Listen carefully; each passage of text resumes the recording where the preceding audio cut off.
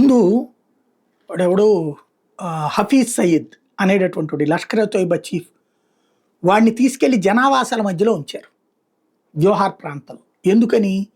పాలస్తీనా వాళ్ళ style. పాలస్తీనాలో తీవ్రవాదులైన Hamas వాళ్ళు ఏం చేస్తారు? అసలు ఈ ఆపరేషనే హమాస్ వాళ్ళు సహకారంతో చేశారు.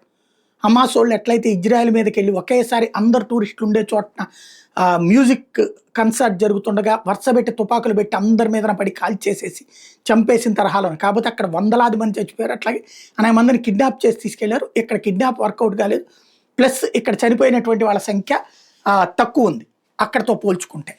కాబట్టి వాళ్ళు వేసినటువంటి ప్లాన్లో 25% సక్సెస్ అయ్యారు, 75% స్ట్రక్ అయింది. పారిపోవాల్సి వచ్చింది వాళ్ళు, ఎందుకంటే దగ్గరలోనే సైనికులు ఉన్నారు కాబట్టి. ఇది నెంబర్ 1. నెంబర్ 2 వచ్చేటప్పటికి భారతీయ సైనికుల మధ్యన కమ్యూనికేషన్ గ్యాప్ లేదు. అక్కడ ఇజ్రాయెల్ సైనికుల మధ్యన కమ్యూనికేషన్ గ్యాప్ కారణంగా ఆ రోజున ఇజ్రాయెల్ సైనికులు ఇజ్రాయలీలే చంపారు, ఇజ్రాయెల్ సైనికులే చంపారు ఆకాశంలోంచి భూమి మీద ఉన్న ఇజ్రాయెల్ సైనికులు. ఇక్కడ మనకు అట్లాంటి కన్ఫ్యూజన్ లేదు, దానివల్ల మనం సస్టైన్ అయ్యాం కాశ్మీర్లో.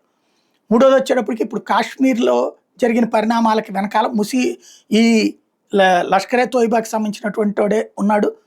అదే సందర్భంలో అక్కడ ఉన్నటువంటి వాళ్ళ సైనికాధికారి ఉన్నాడు. వీళ్ళని మిస్సైల్తో లేపేస్తారేమో అని భయపడుతున్నారు. ఎందుకంటే మిస్సైల్తో చంపేసినా సరే ఇవాళ ప్రపంచం ఖండించి చూరుకుంటుంది, అంతకు మించి ఏం చేయలేదు. అట్నుంచి మిస్సైల్ పంపిద్దామంటే మన దగ్గర ఎయిర్ డిఫెన్స్ సిస్టమ్ ఉంది.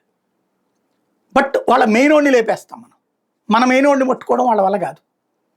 వాళ్ళకి సంబంధించినటువంటి సైనిక చీఫ్ని లేపేస్తా ఉన్నాడు, బంకర్లో తలదాచుకుంటున్నాడు, రోజు బహిరంగ మాట్లాడడానికి భయపడి చేస్తున్నాడు.